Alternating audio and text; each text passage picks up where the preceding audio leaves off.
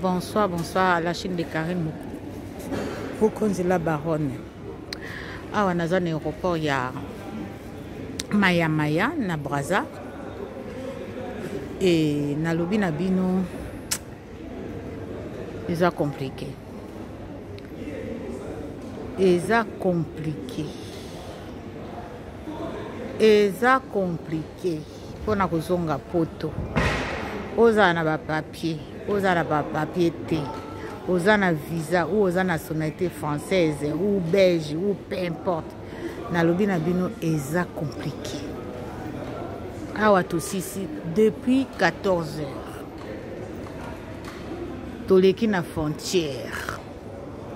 Awa tozela tokota na kati ya avion. Mais na lobi na bino po olongwa enregistrement embarquement eza somo na oloba na bino.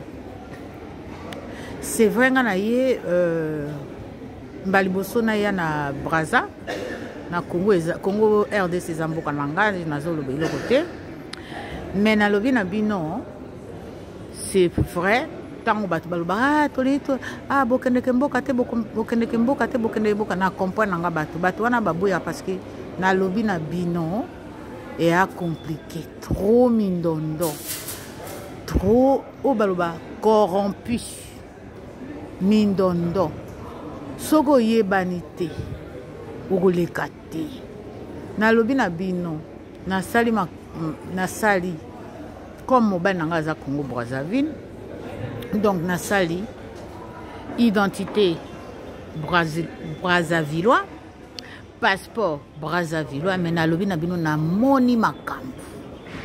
Tout est à donner, acheter. Nyonso.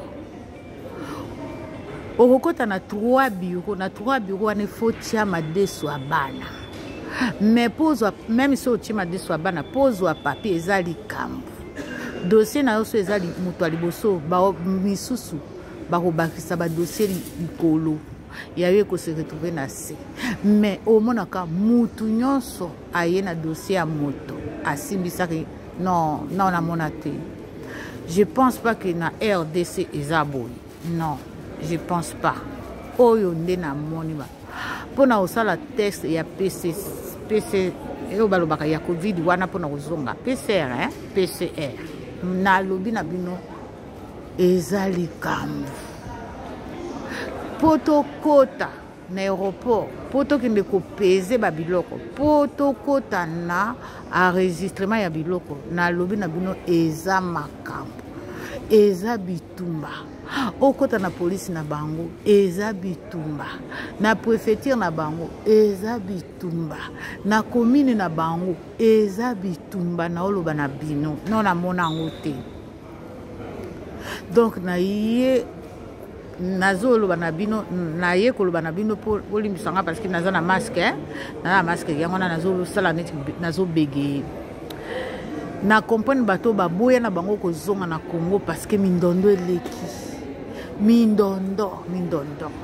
Même soko yebani.